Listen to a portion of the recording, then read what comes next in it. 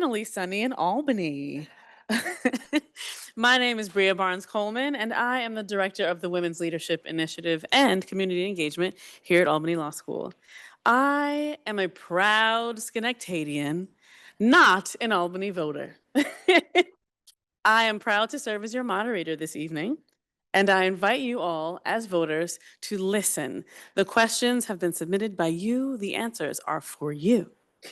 Welcome to this candidate event for those running in the Democratic primary for the position of mayor in the city of Albany. This evening's event is being co-sponsored by the Government Law Center here at Albany Law School and the League of Women Voters for Albany County. We appreciate the law school for making space available for this event, and we thank each of you, audience members, for joining us. Similar to a wedding, or an HR work session, or perhaps your next flight somewhere sunny, this is a lovely time to turn off your phone. All electronic devices we ask that you turn off or silence as a courtesy to others, and especially our candidates. Thank you. This event is being recorded for future viewing on the Albany Law School YouTube channel. So if there is someone not present who needs to, wants to, wishes they could be here, tell them to stay tuned for the recording. Our co-sponsors, very important that I tell you about them. The League of Women Voters of Albany County is a nonpartisan volunteer citizen organization that for over 100 years has promoted informed and active participation of citizens in government and works to increase their understanding of major public policy. The League neither supports nor opposes candidates or political parties. This forum is meant for each of you, voters, to be educated so that on Election Day, you will be able to make an informed decision. Albany Law School is a nonpartisan institution that educates and empowers tomorrow's leaders, engaged professionals, committed public servants, inspiring community change agents. Where are the students in the room?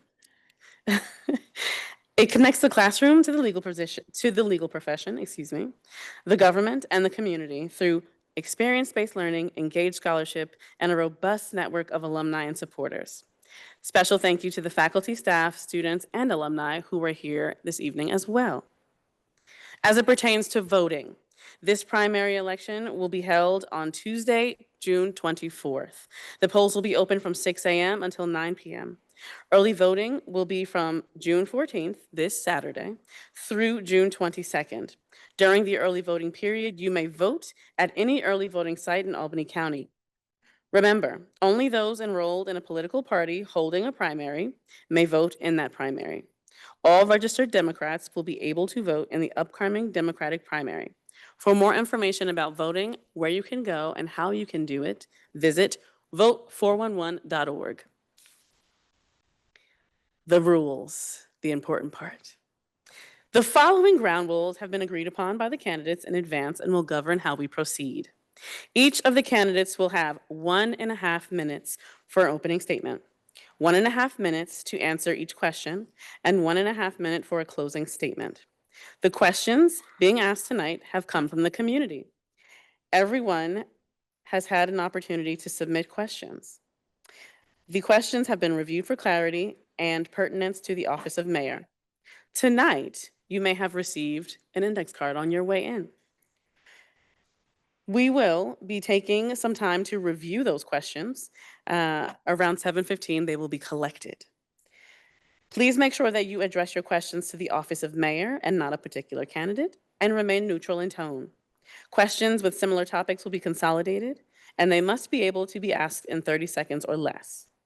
To note, we received over 60 questions for this evening's forum. Right. Earlier, the candidates drew numbers to determine the order of speaking. At my direction, the candidates will rotate who answers first. Our timer is sitting here in the front row and will be giving warnings as time runs out. Our timer this evening is Tom McKee. Thank you, Tom. This year, there are 4 candidates running for the city of mayor of Albany in the Democratic primary. In alphabetical order, Dorcey Applyrs, Dan Cerutti, Corey Ellis, and Carolyn McLaughlin. The mayor's power and duties are governed by the U.S. Constitution, the New York State Constitution, and the Albany City Charter.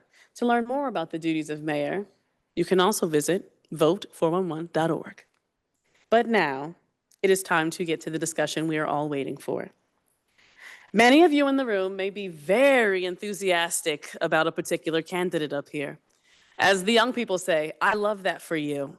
However, this evening's conversation is to educate all voters in the room. So please maintain your applause until the end of the forum. I want to thank all of the candidates in advance for their participation in this forum, and thank all of you for being here. Together, we will keep this room respectfully cool, calm, and collected. It is now time for opening statements.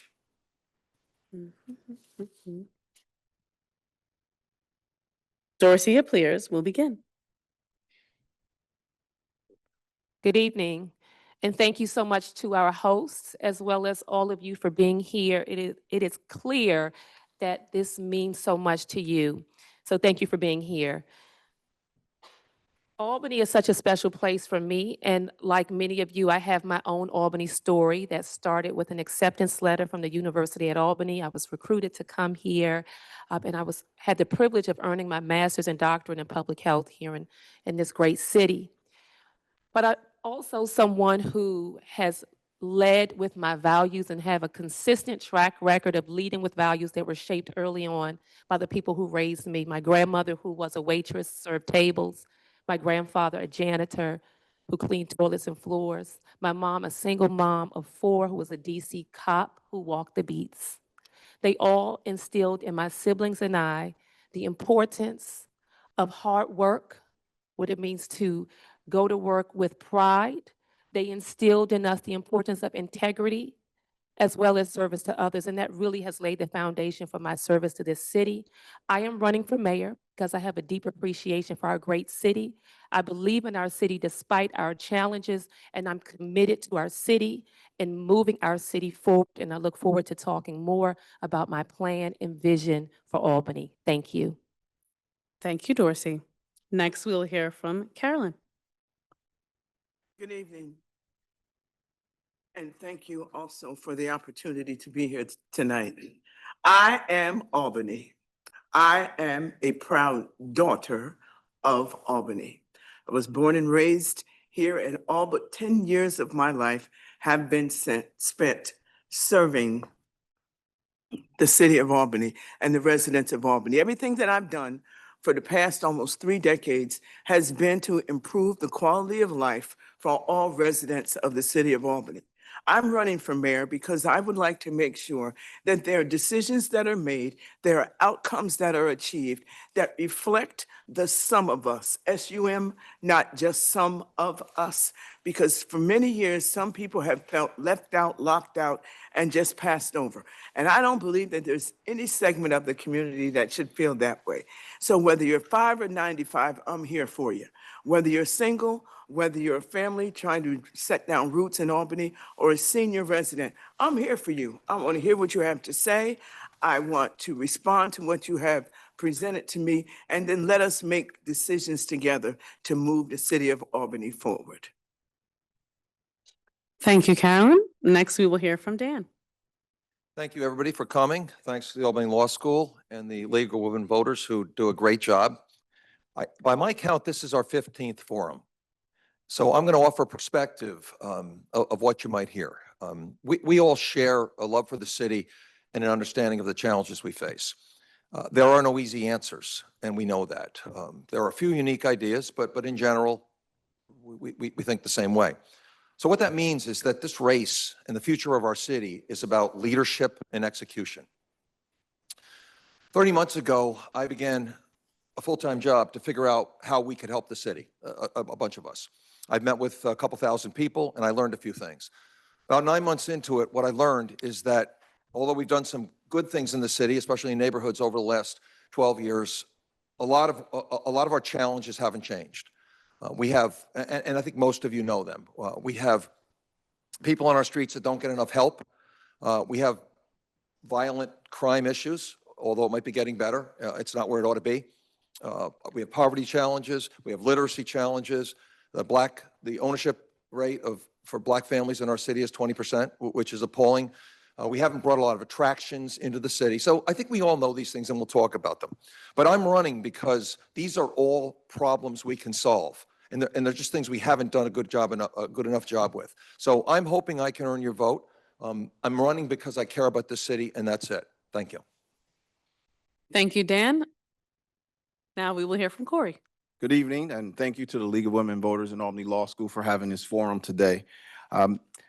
Being born and raised in this city has meant a lot to me, a lot to my family, and being able to serve this city for the last 7 years as Common Council President, and also 4 years as Common Council on the Common Council has meant a lot to me.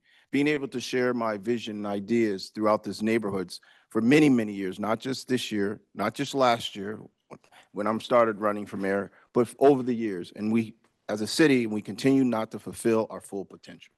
Those who come to the city of Albany, those who live here, they can see the potential of this city. They can feel the potential of this city. But the lack of leadership, the lack of innovative ideas, the lack of making sure things happen has missed us. And I'm running for mayor because I want to be the mayor that finally fulfills the full potential of this capital city, finally fulfills the full dreams of a diverse, equitable city for everyone, where we no longer have the tale of two cities, where we have one city, where we have one neighborhood thriving, where we have every child in every neighborhood have the opportunity to succeed as far as they can go. And so that's why I'm running for mayor of Albany, and thank you for listening. Thank you, Corey. At this time, we will hear the questions from the community. As a reminder, each candidate has 1.5 minutes. I'm going to make sure that we all heard that. How long do each candidate have? Okay, well, I hope they heard it better than you all did. 1.5 minutes for each question. Our first question will start with Carolyn. All right. Our first question to kick off our forum, beginning with Carolyn. Why do you want to be the mayor of Albany? I want to be the mayor of Albany because I believe that at this point in time, Albany needs a voice like mine. Albany needs have someone that is going to speak with a loud voice, speak with a passionate voice, a voice that is not going to take no for an answer. Because I think up to this point in time, we've been sort of nice. We've been very nice in the city of Albany. We've been, as it relates to reaching out to those individuals and those entities that are responsible for making sure that we are a viable city. I want to be that voice that is very direct, become a thorn in the side if we must, in the state capitol to make sure that Albany is treated fairly. Because up to this point in time, I've spent many years as a public servant at the city level, the county level, currently at the county level, and also at the state level. And through that experience, I have been prepared to step into the role as mayor at this present time. There are many things that have crossed the aisles of Albany that I have not seen and had some experience with. I've served on many teams. I've been a good team player. Now Carolyn wants to lead a team. So it's the opportunity for me to do that, I think, is the best opportunity for the city of Albany to move forward in the coming years. And I look forward to being able to do that. And I am prepared to be the one that is the team leader here in Albany. Thank you, Carolyn. Next, we'll hear from Dan. I love this city. I grew up here. My wife and I came back 9 years ago. And as all of us have said, we haven't realized our potential. We're the capital of the Empire State. We should be the heart of the capital region. The reasons that we're failing and falling behind are execution. We didn't have, a tsunami or a fire. We've accepted mediocre results, and we shouldn't. This is about leadership, as I said. I have 35 years of experience bringing people together, attracting investment, making decisions, and getting things done. And I think given the challenges that we face as a city right now, that's what it's all about. So that's why I'm running, to give back and to serve the people in the city of Albany. Thank you, Dan. Next, we will hear from Corey. Yes, to the service to the city is why I'm running. Also, to begin the process of looking at how our city charter is structured. As mayor, I'd want to begin the process of changing our city charter. Our city charter doesn't allow much dialogue with our common council. So as mayor, we look to change the city charter, giving our common council members a little bit more power. That's why I'm running for mayor. I ran for mayor because in 2006, when I was on the council, I realized I had not much power to change anything. I can make an argument, I can put up a hand, but I had to get 15 council members just to move forward on basic legislation. Council members represent their districts, and they get accused of not doing their job when most people in their district doesn't realize they don't have control over the city budget. Those are the reasons why I'm running for mayor. I'm running for mayor to give power to the the city council, but also when you do that, you're giving power to the people in those neighborhoods. You're putting people over politics. And that's why I've run for mayor the first time and second time. That's why I continue to run until we see those systematic changes that need to happen, where every resident understands their elected official has a voice, not only a voice, but has a will in how that city budget is structured and how the growth of our city can grow. That's why I'm running for mayor. Thank you, Corey. And now we'll hear from Dorcey. So my why is my compass, and that why is steeped in wanting to give back to a city that has given me so much. Not only did I receive a quality education here, but I also fell in love here. I met my husband, Don, and we're raising our 2 girls here.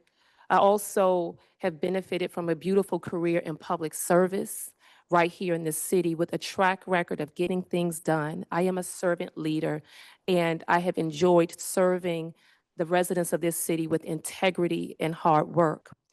In addition, I am a mom, and as a mom, raising 2 children, little girls in this city, I want for our city, a city that is safe with safe streets, thriving neighborhoods, robust with economic opportunity and growth, a city that invests in its most vulnerable, our youth and our seniors, and a city that is fun and vibrant.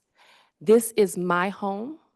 This is our home, and home is always worth fighting for. And so as I think about my why every single day as a candidate for mayor, that why is always steeped in deep appreciation for our great city and steeped in our promise and potential. And it would be an honor to serve as your next mayor. Thank you, Dorcey. Our first question is down. We're doing great. Question 2, we will begin with Dan. What specific skills and knowledge would you bring from past experiences as elected officials or in other leadership roles? This will be my first experience as a public servant, but I've done a lot. I have been involved in leading efforts probably since college. I led the computer center where I went to school. I became a manager at 24. I have tackled complex problems over and over and over again. I've been given opportunities to manage $200 million budgets, the first big one when I was about 26. When I was 33, I was in a public company that eventually went through Chapter 11 bankruptcy protection. I built a team. We exited that successfully. We sold the company, the unit that I built. I have had a number of opportunities to bring institutions together across the country, companies, universities, governments, and I believe that kind of experience is what's required. The operational management experience is what I really bring. I have hired hundreds and hundreds of people. I have found experts. I have created teams. I know how to make decisions. I know how to deal with very tough issues. I know how to force compromises. And ultimately, I know how to oversee operations to get things done. And that's what we need in the city. And there's no substitute for experience. I've got a solid 35 years of doing this repeatedly, and I think I can do it on the scale of Albany. And it's not easy. Trust me, it's not easy to do these kinds of things. So I'm prepared and will be happy to serve our city. Thank you, Dan. Next, we will hear from Corey. Well, my skills as a public servant, it goes a long way.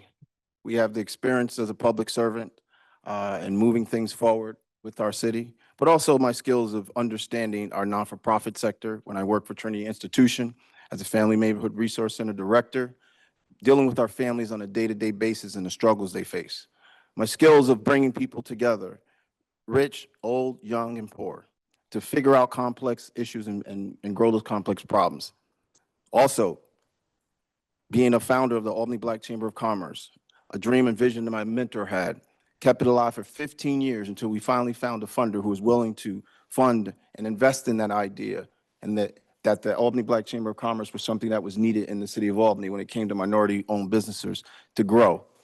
That was a dream of my mentor, but I picked up that dream. I went out, I shook hands with folks, I met some people with money, and they came to invest in that dream and continue that process today. So when you look at government, it is not a business. Government cannot be run by a business. It comes with heart.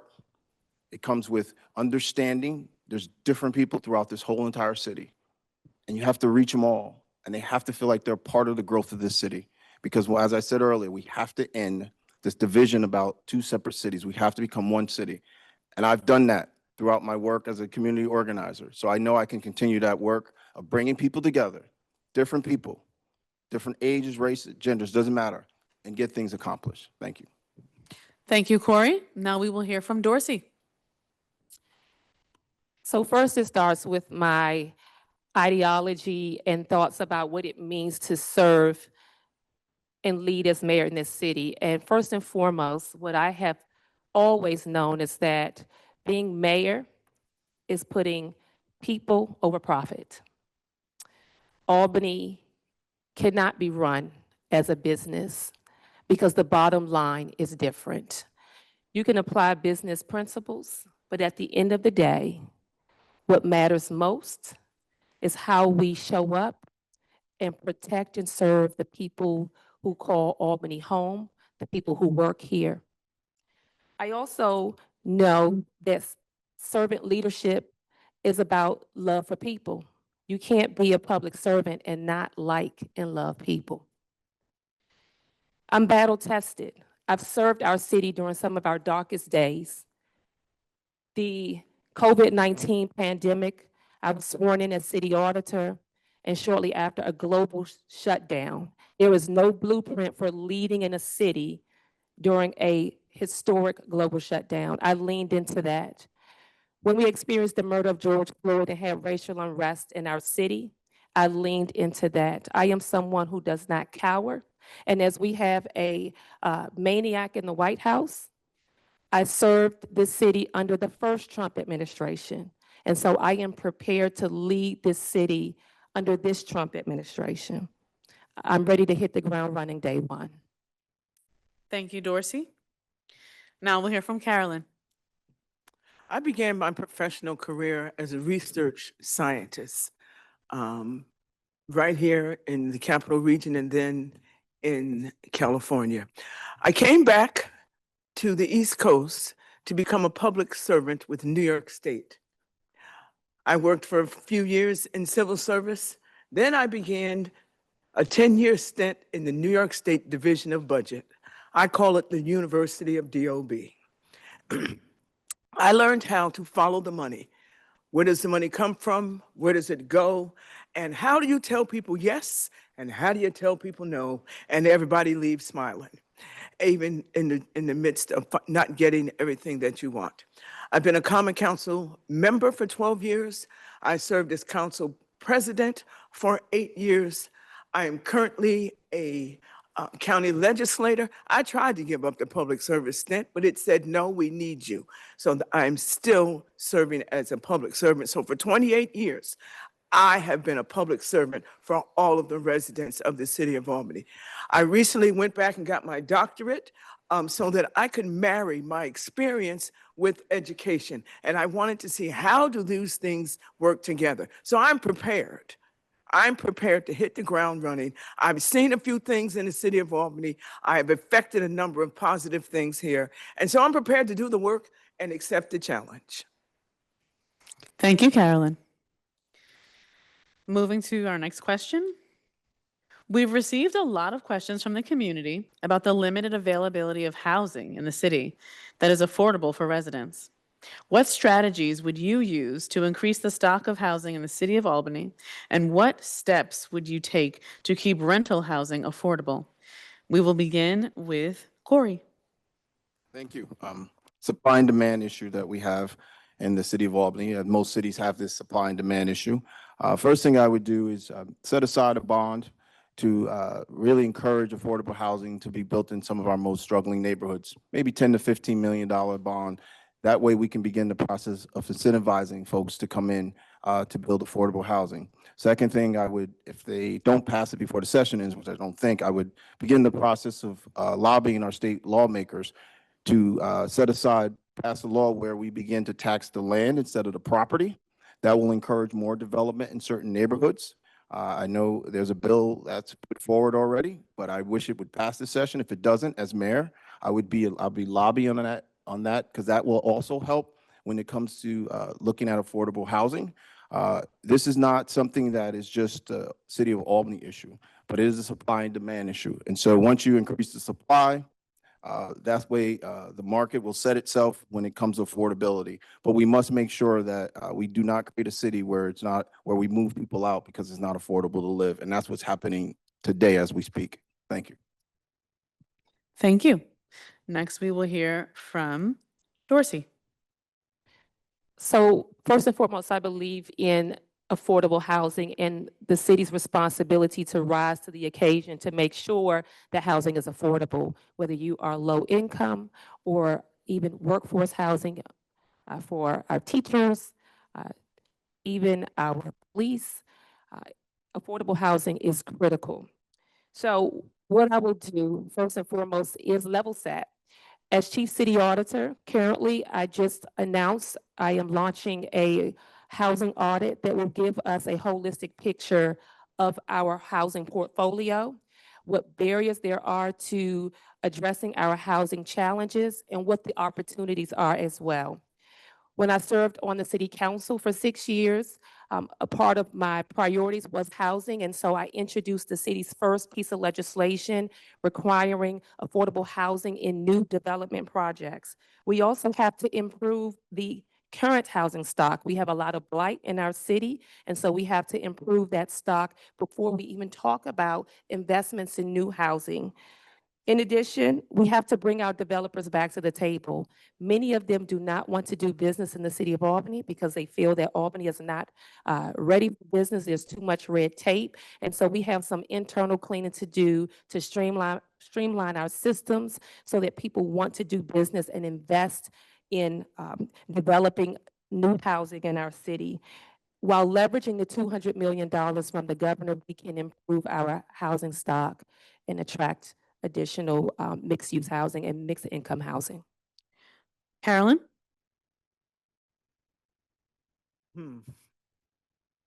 Have any of you heard of the concept of tiny houses? I believe that that conversation is one that should take place here in the city of Albany. With our nonprofits, with some of the empty lots that we have, I think we have the capacity to do some tiny houses in the city of Albany. We also have the opportunity to look at the inventory that our city auditor is going to develop and look at that inventory of housing to make sure that we identify those that can be saved and those that have to be demolished. And we have to be about the business of preparing the land to move the city forward with affordable housing. Vacant and abandoned buildings in the city of Albany. We've talked about this for 30, 40 years. We've got to stop the conversation and take some action. We have to reduce some of the regulatory regulations, but at the same time, we have to enforce some of the regulations that we also have in place when we have property owners who live from here to California and do not take care of the property that they own, but instead contribute to the deterioration of our neighborhoods. We can no longer stand for that. We've got to put the resources in place to make sure that we are rebuilding our neighborhoods, not continuing to allow them to deteriorate. That will be the first order of business as far as housing is concerned in the city of Albany. And Dan? Affordability is typically tied to supply. We have issues across the board. We don't have beds for the people who are on our streets. We don't have the home ownership that Carolyn and others have talked about. There's federal money available, there's state money available. We have to help people who are first-time homeowners in their neighborhoods. Tiny houses, there's a group in Kingston that has adopted this idea for the Northeast, because some of the tiny houses that we have in Austin and Detroit and other places have to be adapted. We don't want to, we want things that are consistent in our neighborhoods. But these are good ideas. On the lower end of subsidized housing, we've got to roll back the inclusionary zoning. It's not a bad concept. It's ill-timed and too high. And development starts for multi-unit dwellings that have stopped. And I think we have to roll that back immediately. We also have to balance renter and landlord rights. Right now, they tend towards renter rights, and landlords are getting out of the business. Too many people in Albany who are private landlords are selling their properties. So we need to balance that. All doable, but it's going to take comprehensive effort across the board. The final piece of this is every major investment that we make, using the 200 million and hopefully the 800 million that we'll leverage that into, has got to have an affordable housing, especially on the lower end, market rate and subsidized piece of it. And they can do that. That's when you convince people to make investments as part of it. And the city has to lead this. This includes zoning issues that we have to deal with. So we have a ton of opportunity here. It just needs to be a major priority for the city. Thank you all. The next question, I will begin with Dorcey. What strategies would you use to protect the rights and well-being of vulnerable and marginalized communities in this city? So one of the things that I'm really proud about as a Common Council member, I served as lead architect for the equity agenda legislation. That legislation really gives the city a mandate to ensure that we are using our resources in an equitable way to invest in neighborhoods and zip codes that have historically have not seen investment. So things such as streets and sidewalks, things that oftentimes we take for granted, making sure there is even additional lighting and trash receptacles. That legislation includes money and investment for gun violence prevention. It also looks at how, as a city, how do we address issues of historic racism as we look forward when we're talking about things like housing in the city. The reality is this city is very much a segregated city. And so as mayor, I would be looking to continue to implement and enforce the equity agenda legislation to ensure that as a city, we are being responsible and accountable to every single neighborhood, regardless of whether you live in the 1st Ward or the 15th Ward.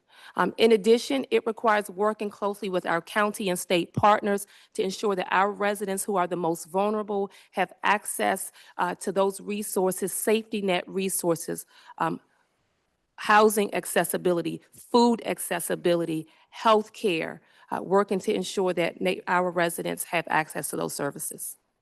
Carolyn? Collaboration and cooperation with different levels of government.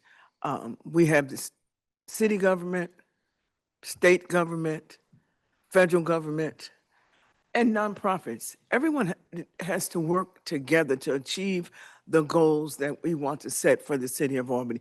It's not it's not the responsibility of one entity to address the issues of marginalized communities in the city of Albany. Because we all bring resources to the table. As a county legislator, I have found that there have been many opportunities for access to resources to, I don't care what kind of organization you have, whether it's for children, for seniors, for those that are in the middle that are looking to make sure that they continue to have successful lives. But we've got to work together. And that is, we can't play the Hunger Games in the city of Albany anymore. It's got to be a collaborative effort to address issues. There are communities that I'm sure some of you probably don't even drive through.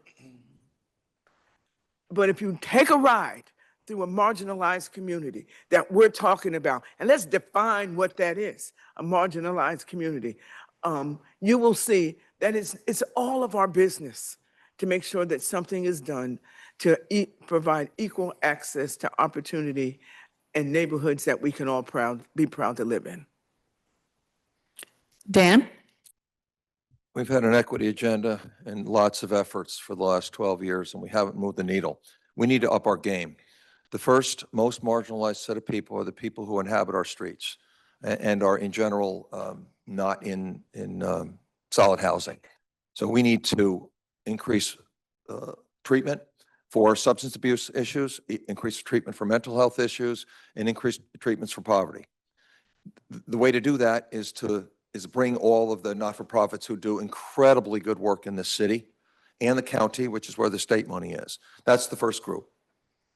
The second thing is that at the end of the day, we have too many people in poverty in our city.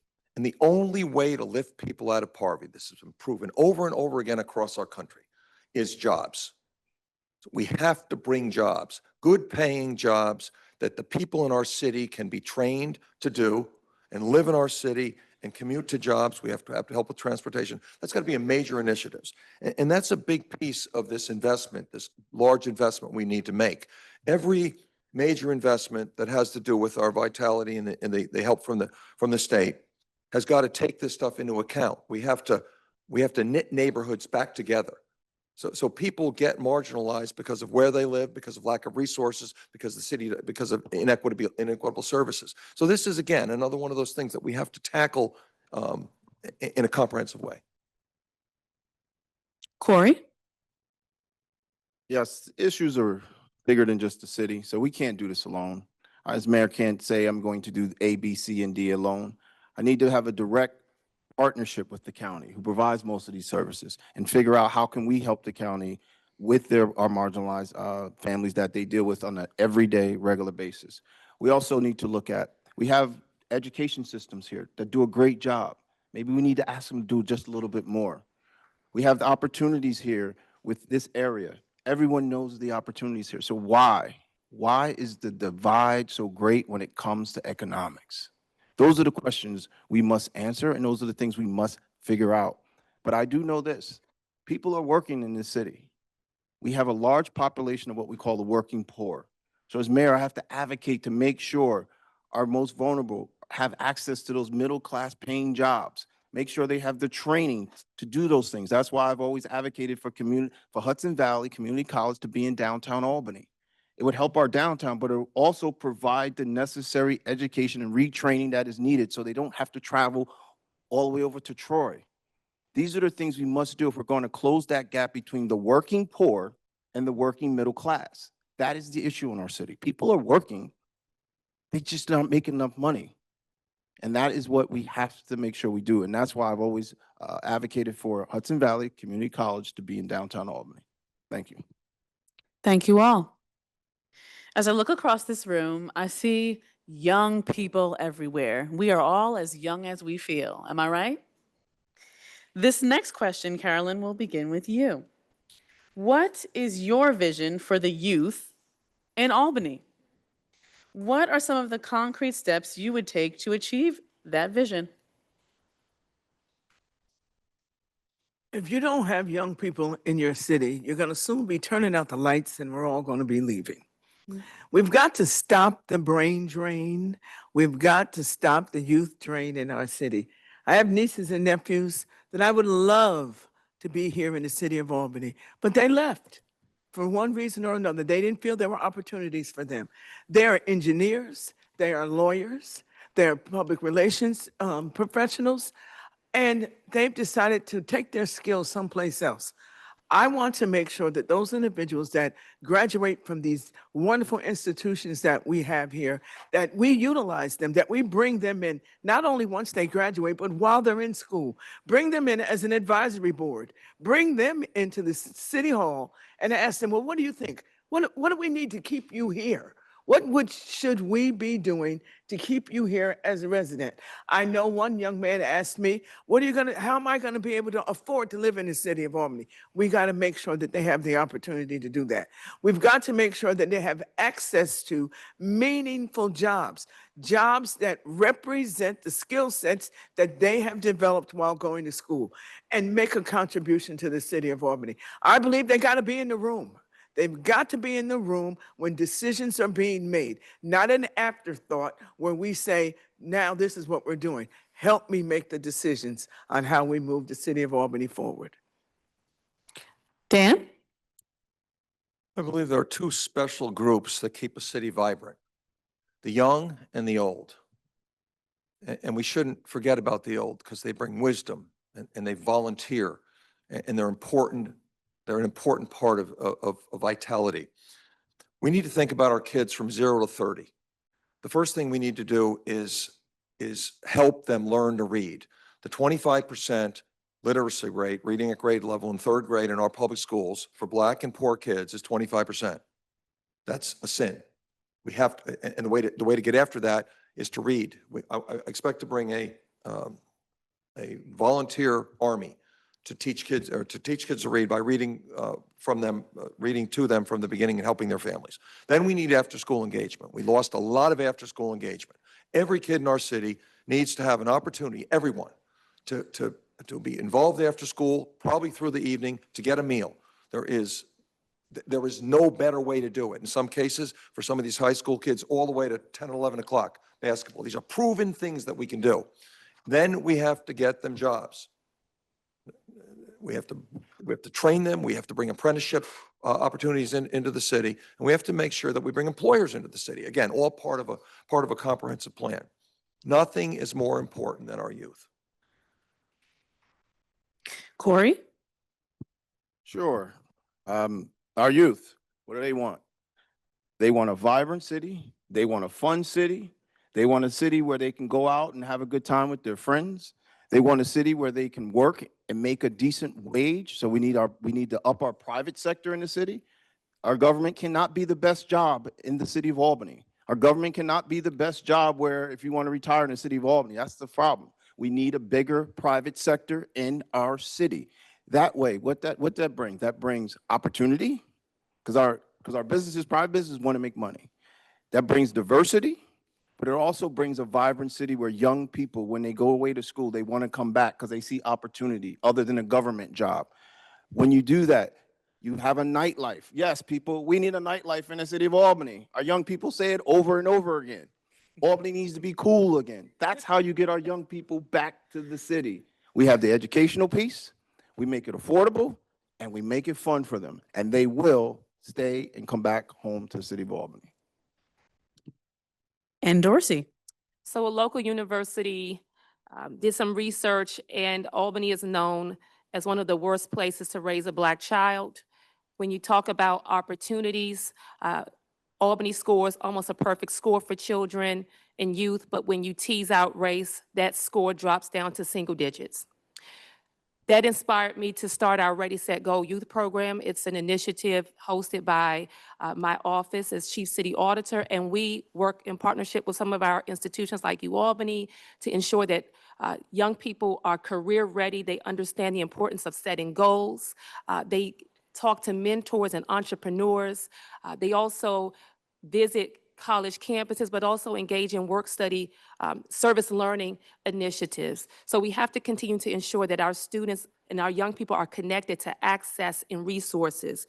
We have to make sure they are safe. And so as mayor, I will focus on working with our school district and our libraries to ensure that young people have a safe passage from school to wherever their destination is. And we have to invest in where they live, the housing stock, the parks equipment. All of that is essential to investments in our youth and investing in their parents, which is vital in order to ensure that our young people are set up for success. And lastly, as talked about, a revitalized and fun downtown with revitalized and fun business corridors.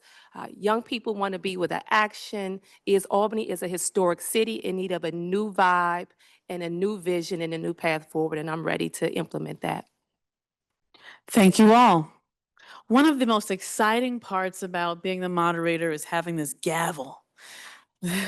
This gavel is used just in case we need to stop or slow down or follow the rules, similar to speeding cameras here in Albany. Dan, please start the discussion.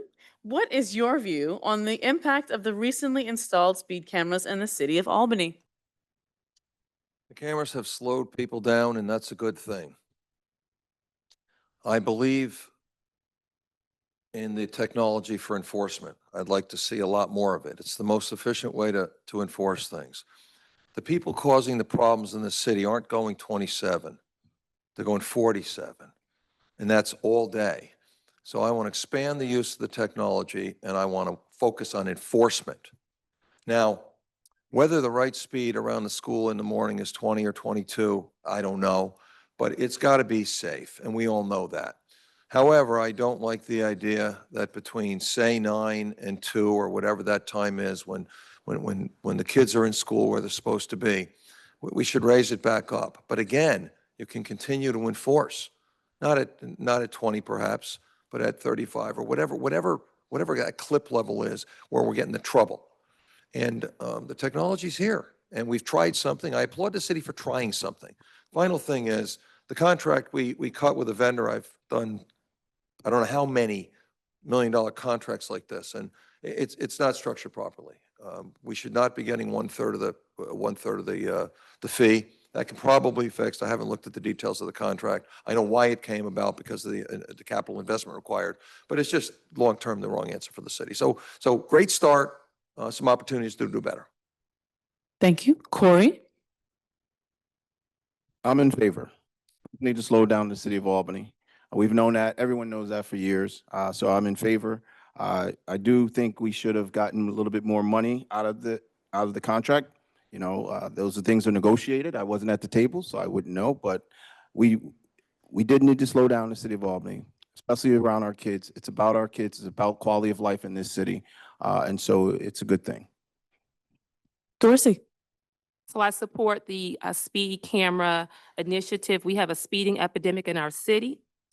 And so as mayor, I would continue to support the enforcement. In addition, we need better signage. I've heard from seniors who say you don't realize when you're in a speeding zone. And so we have to improve the signage as well as help to support some of our side streets and our neighbors who live on side streets because their neighborhoods have become a pass-through for those who want to duck and dodge the speed zones, where the speed cameras are. And so these are the unintended consequences of the legislation that we need to be cognizant of and develop initiatives to address them. In addition, I think that we should invest a portion of the money. The city has made a lot of money off of the speed camera enforcement, and that money should in turn go back to support some of our initiatives that invest in our youth. Thank you. And Carolyn? I too support the initiative, and I must say I'm guilty. I received my share of tickets. I received my share of warnings. And it has made me much more conscious of when I turn certain corners. Carolyn, there's 2 schools down there, or maybe you might want to take another street. But I also know that there are other people that have made these kinds of decisions. I can't go that way because there are 2 and 3 schools that are right next to each other. But I do believe the program can use some tweaking. That window from 7 a.m. to 6 p.m., maybe there's a window in the morning from maybe 7 to 10, and then maybe 3 to 6, where we can enforce it. So I think there's some opportunities to do a year review of the program and see when are people getting the most tickets? What is going on between that 10 and 3 o'clock hour? So I would like to have us look at the program and evaluate it, not just the amount of money it's bringing in, but also look at how we can make it more user-friendly for the residents around the city of Albany. Because I tell you, whether you're a young driver or a senior driver, it is a challenge. And I believe that we have an opportunity to continue to let it serve us and serve us well. Thank you all. As we continue through our questions at a safe speed, we will begin the next question with Corey. What are the concrete steps that you would take to support the credibility and independence of the Albany Community Police Review Board? Well, I've took the first step of, when I first came back home, I found out we had an Albany Community Police Review Board, and they didn't have subpoena power. And I couldn't believe it because I helped fight in New York City to get their Citizen Police Review Board up and running after all the police brutality crimes that would happen in New York City.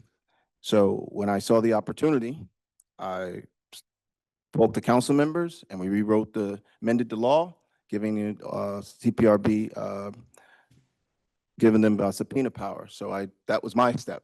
That was my way of looking at how we decouple policing. But also, when we look at the CPRB, it is a relationship that has to get stronger. It is a relationship where board members have to feel and know that the city is there with them and not against them. But everything new is a learning curve. And so as mayor, I will continue to be a strong advocate for CPRB and continue to work with them as I've done already. So that's what I would do. Thank you. Thank you. Next, we'll hear from Dorcey. So the City of Albany historically has had advocates who really support the Community Police Review Board. As a city councilwoman, I served as chair of Albany's Public Safety Committee and had the privilege of working with members of the CPRB and helping to recruit members of the CPRB. One of the things that we have to do is ensure that the CPRB has the necessary funding to implement the mandates that they are required to implement via the legislation that was recently passed by the Common Council. So the Common Council recently passed legislation requiring the CPRB to do more, and there's been discrepancy about doing more with less. And so as mayor, as someone who focuses on equity, I think it's important to look at whether or not CPRB is sufficiently funded to do their job. In addition, increased access in partnership.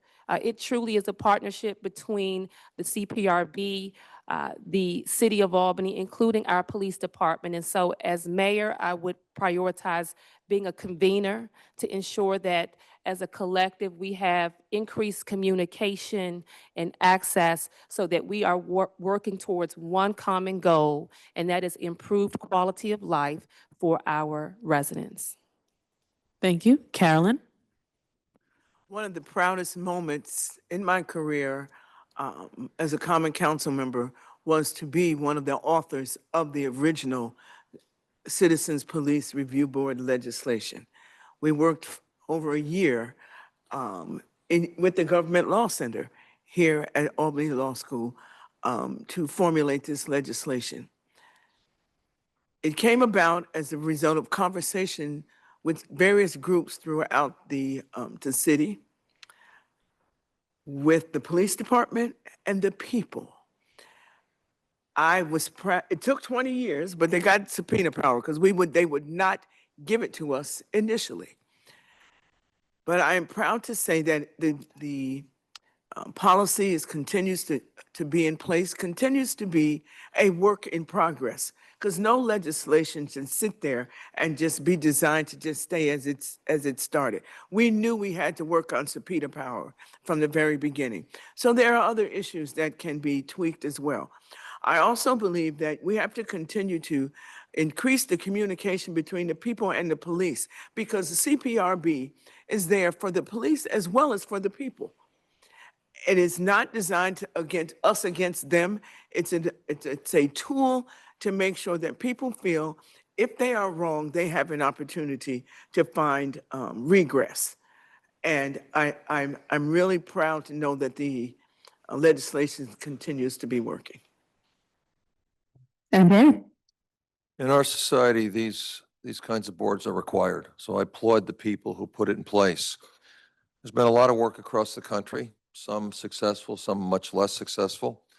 Based on what I've learned, and I don't know enough, I think we need to do a deep dive to make sure we have, so the board has both the power and the resources to do their job. But I agree entirely that this is not an adversarial relationship. We all want the same thing. And so I will be very strong on encouraging people to work together and making sure that this doesn't turn into an adversarial relationship. That means communications on both sides. That means putting the parties together and telling them to work some of these things out. This is good for us. It's good for our city. It's required for our city. And I believe over time, everyone will learn that, we want the same things, and this kind of legislation is required in our country. Thank you. At this time, a team of wonderful volunteers will be coming through the audience to collect those index cards. So if you have a question to submit, please hold it up as though it is the winning bingo ticket.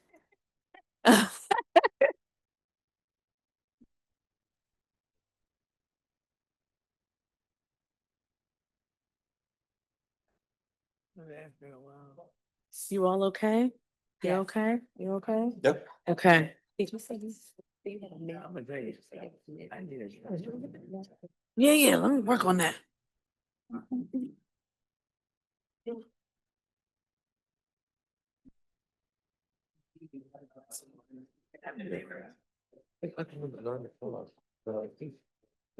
Which is exactly against all of my.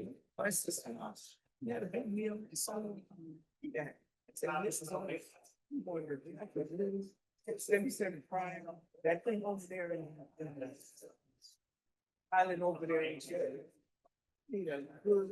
I've had a few, but I can't, it's a eight thing, I know, but I don't know. It's this. They're running. It's running.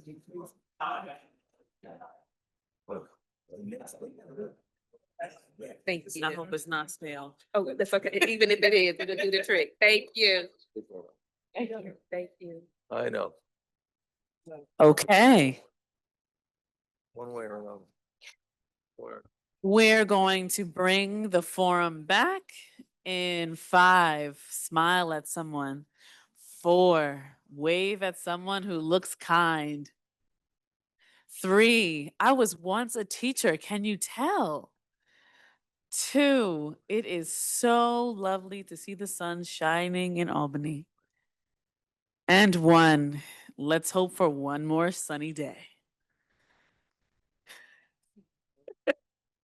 We are going to continue with our questions. Thank you for submitting.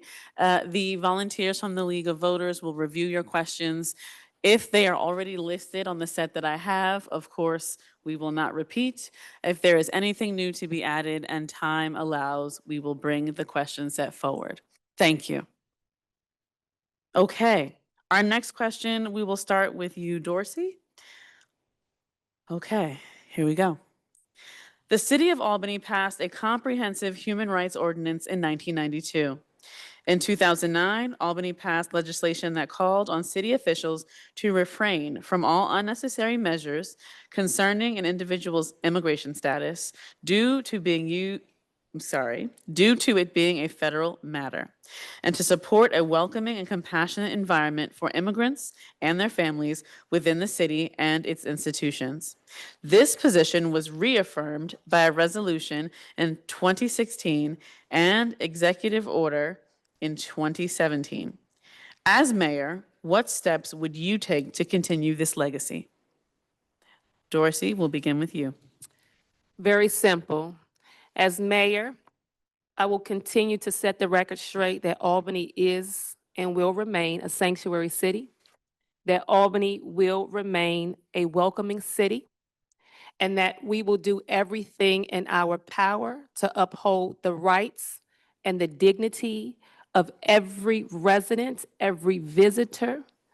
And one of the things that I am proud about is my national network of colleagues who are elected across the country. Will call upon colleagues as well as work with our state officials to ensure that we are holding the line in the city of Albany as we are in the state of New York to ensure that we continue to support our, whether they are asylum seekers, undocumented. We are, as a city, we are here to welcome them. We are here to support them. Hard stop. Thank you. Carolyn? I was a part of the Common Council when we designated Albany as a sanctuary city. And to this very moment, I support that concept. Our current governor has also expressed her strong desire to protect citizens, people that have chosen to live, work, or play in the city of in New York State, and specifically here in the capital of New York State. I will continue to support that effort, and I will make sure that our police department is continually reinforced to know that this is what you do. We are a sanctuary city. You will not support ICE coming through our city, going into our schools, going into our places of worship, going into individuals' homes. I had the experience this morning of getting a phone call that ICE was on my street. I said, I got to go see what's going on. Turns out they were even at the wrong house. So you cannot allow individuals to come, I don't care who they represent, to come into our city when we have laws that are in place to protect everyone who has chosen to live, work, or play in the city of Albany. That's my stand today, and that's what it will be as mayor of the city of Albany. Mayor? Any person in the city, citizen or not, deserves our protection. It's our job, period. This guy in the White House is out of control. We need to fight. We, meaning the city and the county and the state. And we need to fight in courts. Now, the city doesn't have the resources, but the state and the county do. With respect to ICE, we should not be working with them. We should not support them. We need the APD to work with the sheriff and the sheriff with the state police, and we need to stand firm as citizens and leaders in New York. This is a bright line, right? It's our job to protect our citizens, especially from illegal action. I don't care where it comes from, but we also need to fight in the courts. So it's our job, it's all of our jobs to fight against this. So I hope we'll all do that. And Corey? Yes, stand with remaining a sanctuary city during this time of upheaval that is created by this White House. We're going to need everyone to stand with us, not just the city or the county or the state, but our business leaders, our institutions, our communities. We need everyone to stand together. That's how we begin to beat back what this administration is doing. And so as mayor, I will stand firm on it. We must always remember this president is violating the law. And we're going to obey the law in the city of Albany. So we're not going to allow people just to be taken off streets without warrants. We're not going to allow people to ICE to just go into our schools and our sanctuaries to take people. But I can't do it by myself. I need the community. We need the community to stand with us. Everyone who has a stake in the city needs to stand together on this. So that way we're not fighting just the mayor, the city of Albany, but the community and the whole city of Albany is fighting together. Thank you. Our next question will begin with Carolyn. The New York State Climate Leadership and Community Protection Act directs New York State to achieve a 40% reduction in greenhouse gas emissions from 1990 levels by 2030. What steps would you take to ensure that the city of Albany contributes to meeting this goal? Carolyn? Well, I turn this off because I don't want to talk, but there continues to be opportunities that are opening up to make sure that we adhere, that we move forward in this direction.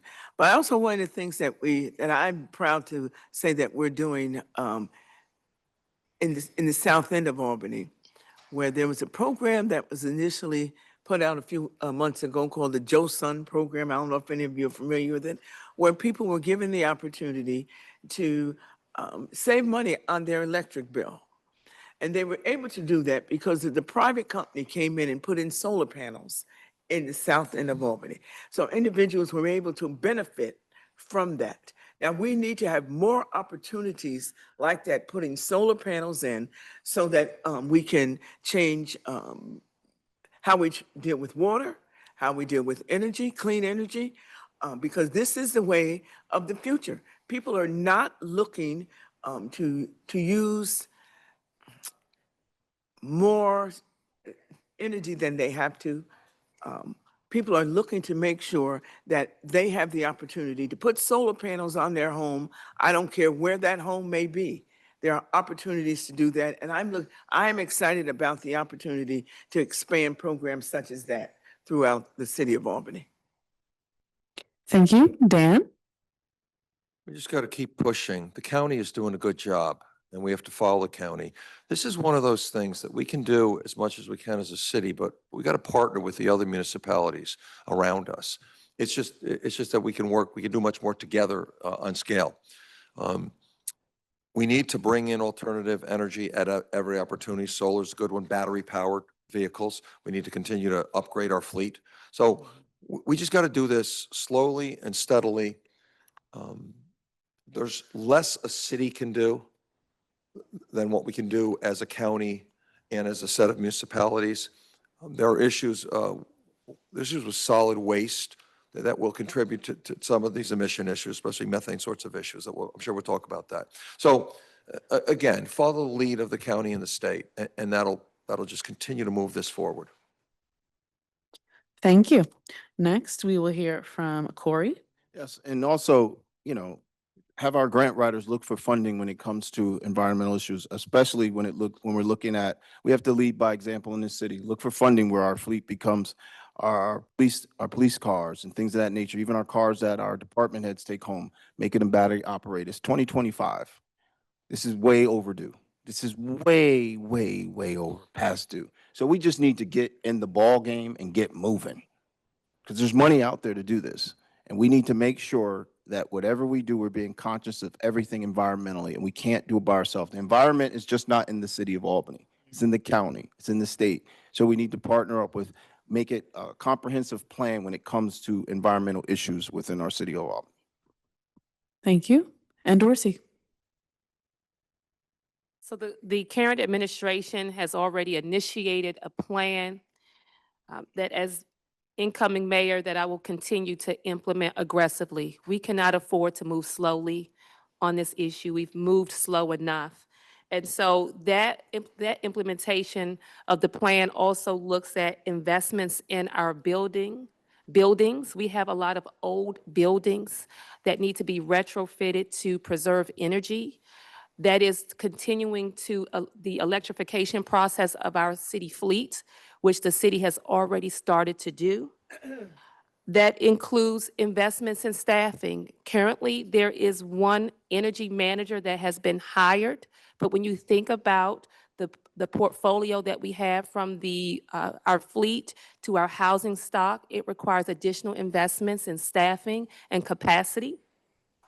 And of course, most importantly, working with our nonprofits who are on the front lines doing this work to ensure that we are educating our residents and our business owners on how, as a city, we collectively work towards being better stewards of the earth that we have been entrusted with. Thank you. As we quickly approach the weekend, I don't know about you, but I'm excited. The next question, we will start with Dan. What steps would you take to revitalize downtown Albany to attract residents, businesses, and visitors? We have a magnificent once-in-a-lifetime opportunity. And because of my background in economic development, I've been working with folks for almost 2 years. The governor is giving us an opportunity to revitalize downtown and more.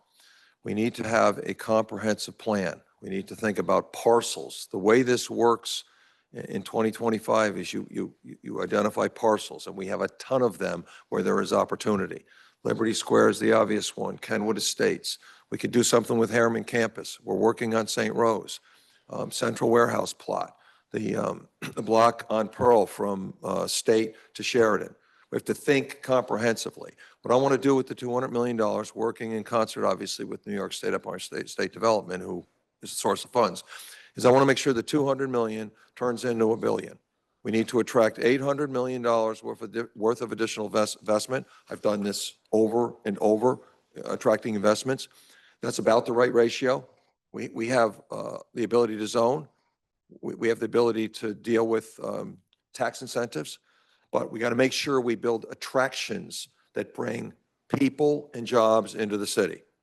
People and jobs, people to come and spend money in our city. And I'm not talking about residents. I'm talking about people from other areas. And then hotels for them to stay in, and then jobs. This is a once in a lifetime opportunity. We can't blow it. Thank you. Corey? Thank you. 12 years ago, this same question came up in a mayoral forum, and we're still talking about what we're going to do about downtown. 12 years ago. Think about that. Corey Ellis, at the time, sorry, the third person myself, but I said, community college in downtown Albany, which would be educational. We can look at building more affordable housing. People are downtown. An aquarium in downtown Albany that would attract the tourists, that makes downtown viable every single day. Our businesses would grow because there'll be an attraction of thousands of people coming to our city every single day. That's what I said 12 years ago. And we're still talking about what we're going to do about downtown. Aquarium, put an educational center in downtown Albany, and it will change. It will transform the city. And also, it'll also make sure we transform those neighborhoods. So $200 million is a step in the right direction. But whatever happens in downtown, we cannot look at downtown as the success if our neighborhoods that are bordering downtown is still failing. If our neighborhoods bordering downtown and the people who live in those neighborhoods are still making below wage average and not making a livable wage, downtown is not successful. It's those neighborhoods that border on downtown is not growing as well. Dorcey?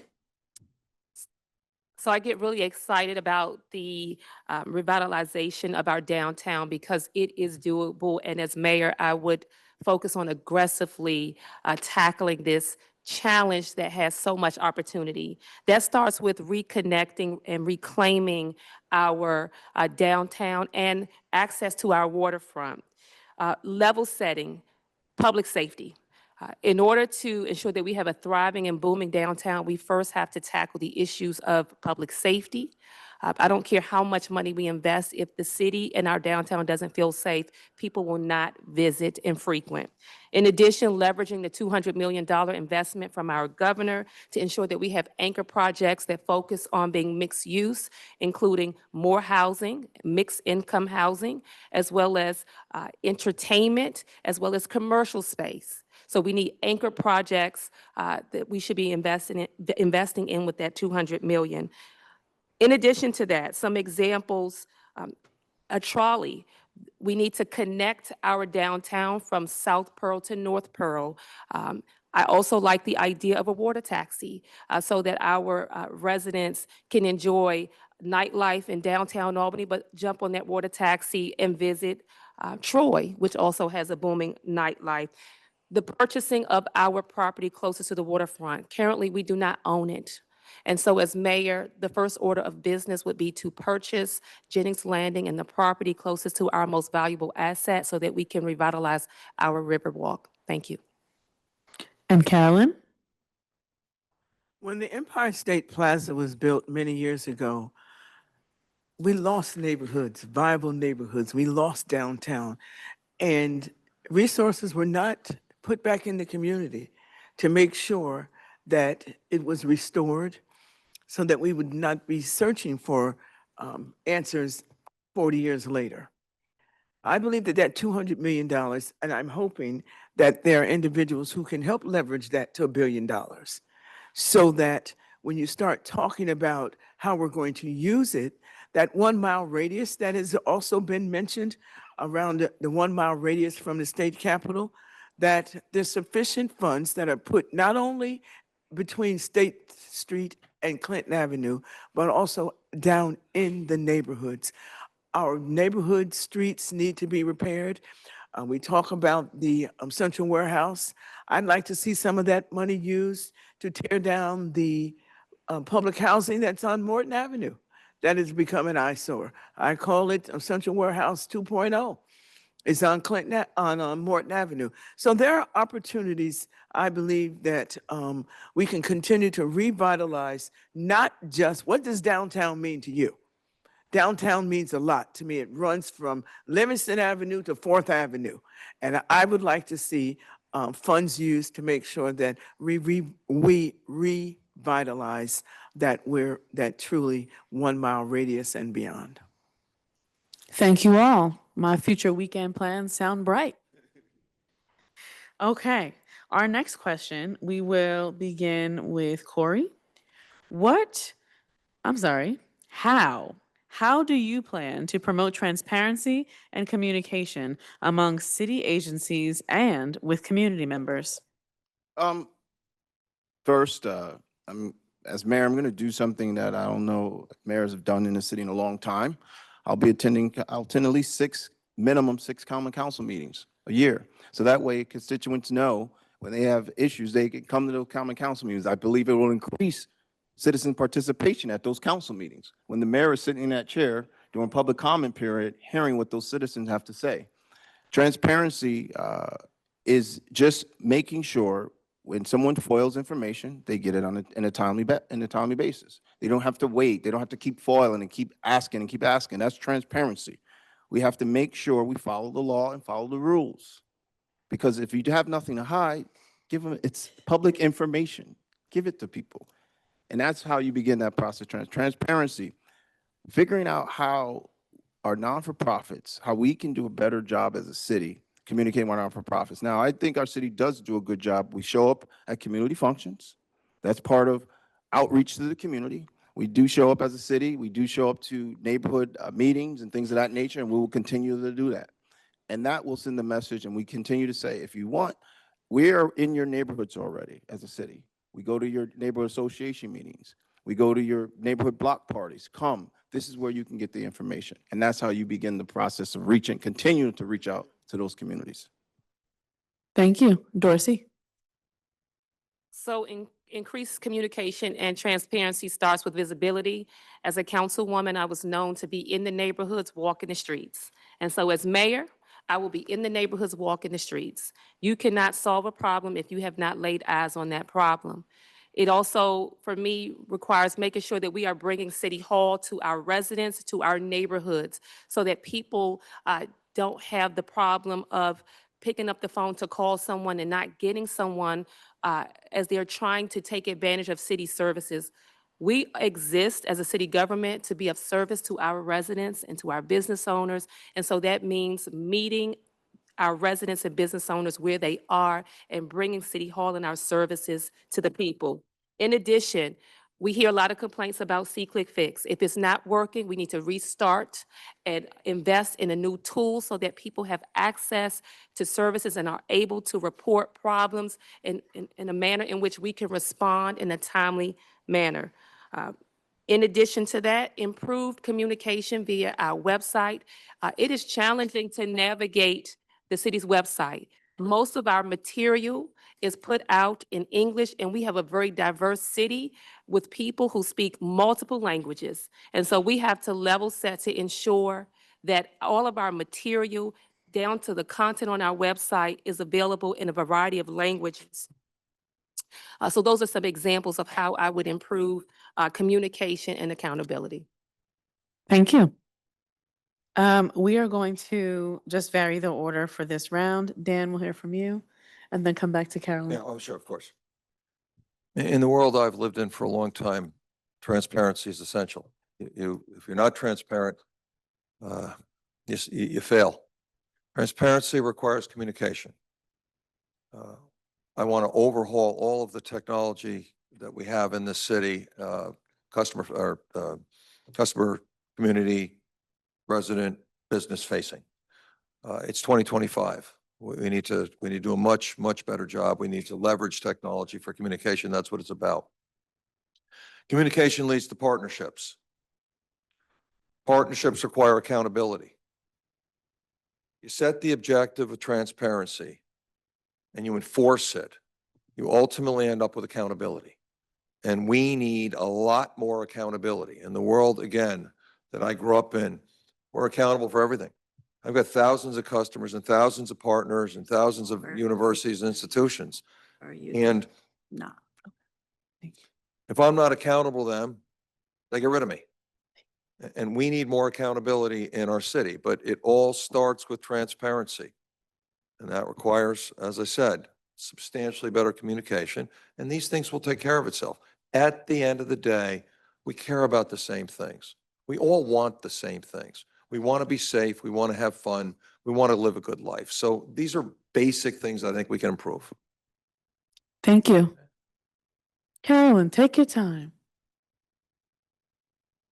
After 15 of these things, you've come to expect Carolyn to cough, so, but I'm a survivor.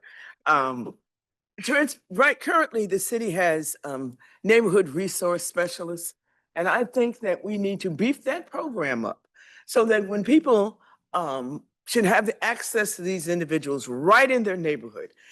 It's about access to services. It's about access to the people who are leading the city. Everybody can't get to City Hall. And certainly right now, with all the trappings that are around City Hall, and I understand that's probably got another year of that to go on.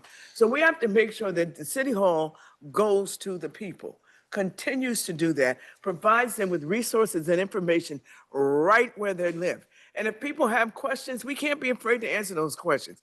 And people are going to pose some very difficult issues. We got to be honest with people. We're not a perfect city. We have issues, but we also got some great things going on as well. And we need to tell that story more clearly and loudly at the same time as we're trying to tell people what we need to change. So I'm about just making sure that people have access to City Hall right where they live. Thank you. As I look at the time, this will be our final question of the evening, and it comes from someone right here in the audience. So thank you, anonymous question provider. The question will first go to Dorcey. Okay. Many of the thoughts and problems presented tonight regarding the City of Albany are not new. What roadblocks have stopped progress, and how will you overcome them?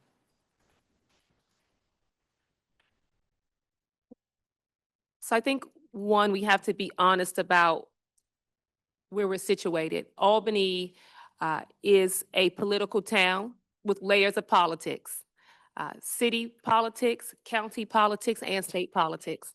And so as mayor, it would be my responsibility to navigate the dynamics that come with being in a capital city.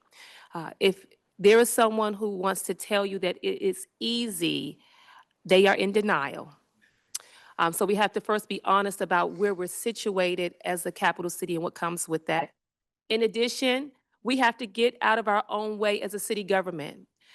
Government was formed to be bureaucratic with a lot of systems, sometimes systems that are antiquated, policies that are antiquated, and they get in the way of us being able to serve the people that we are intended to serve. And so as mayor, I will focus on changing systems and cultures within city government that it serve as barriers to us doing what we are supposed to do. And that is essentially, quite frankly, serve the people of Albany. In addition, funding remains a challenge, and we can't ignore the historic neglect and disinvestment from some of our most vulnerable neighborhoods. And as mayor, I will focus on ensuring that we are investing in them. Thank you. Carolyn, I'm going to ask you to repeat the question. with joy. Many of the thoughts and problems presented tonight regarding the City of Albany are not new. What roadblocks have stopped progress, and how will you overcome them? One of the things that I think has stopped progress is individual leadership style. It's not my way or the highway. I'm the type of person that believes in shared decision making. And that shared decision making has to come not only from department heads, not only from other levels of government around the city, but from the people. And if we don't take the opportunity to listen to what the people have to say, then we're barking up the wrong tree. We are always going to be moving against the grain. So I believe that it is important to make sure that we have conversations, consistent conversations with the community. The greatest asset we have in the city of Albany are the people that live in the city of Albany. People that bring various talents, cultural assets, and if we don't take the time and the opportunity to bring them into the room to help us look at what is best in our city and help us look at what the challenges are in our city, then we're doing ourselves a disservice. So I believe that one of the things that I would like to do is to make sure that the city is in City Hall. Dan? It's an insightful question because we all talk about the challenges. I've said that, not enough improvement has happened in the last 12 years. At the end of the day, it's about leadership. It's about the right leadership. And it's not just the mayor, it's the team. No single person does anything in any institution in our society. So the job of the mayor is to attract experts, to recruit people, people who understand the city, people who know how to do the job, people who are experienced. And we obviously haven't done that. And the second part is the work with part. A city is a complex municipality that's dependent on all the municipalities around us and the county and the state legislature and the government. This is complex. Government is hard. U.S. government is hard, but it's way better than any other system in the world. And so at the end of the day, it is leadership. That's why we're sitting here. We can do better. And it's the leader and the team that you choose that will make the difference. Corey? Leadership style, definitely. Leadership style and having a vision of where you want to go. And when that vision happens, you have to know how to make sure you have the right people in the right place to make it happen. We are a capital city, and there are challenges when you are in a capital city. There's challenges with the state, but you have to understand, that the complexity of how state government works, and you have to make sure how state government is moving, your city's moving in that same direction. Mayors get what they want. We continue to forget that. The charter is a mayor-heavy city charter. So if things aren't happening, it's because the leadership of that city is focused on something else and spending money somewhere else. So it's about leadership.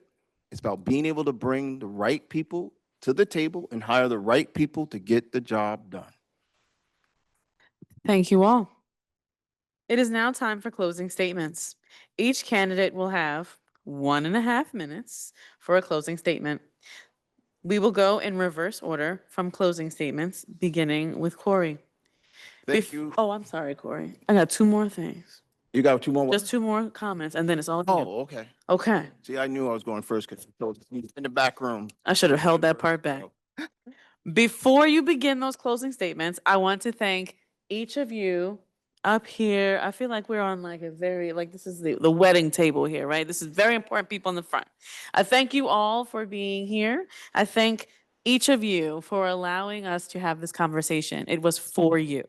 We hope that your questions were answered and that perhaps you are one step closer to deciding upon how you will vote in just a couple of days at this point. I want to thank our co-sponsors, the Government Law Center here at Albany Law School and the League of Women Voters of Albany County, as well as our lovely volunteers who made this event possible. But most of all, thank each of you. We have shared eye contact for the last 2 hours and it has been lovely.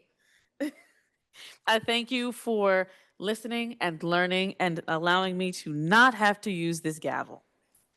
As a reminder, the mayor of the City of Albany, the Democratic primary for the mayor of the City of Albany is on June 24th.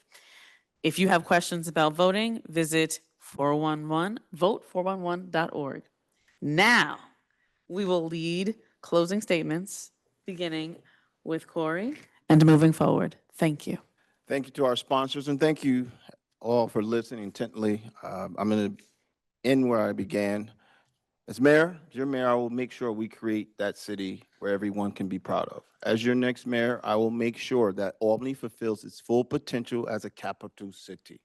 I will work tirelessly day and night for you. That's what I've been doing for my hometown since I've gotten back. I've been giving back to my hometown. I've been working diligently, and I have a vision of where we can go, and I have a vision of what we need to do to get there. So I appreciate all the support I've gotten. I appreciate knocking on doors, making phone calls, and I appreciate people showing up for these forums because it means you care just as much as we do.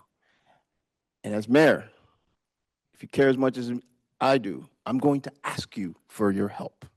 I'm going to seek your knowledge.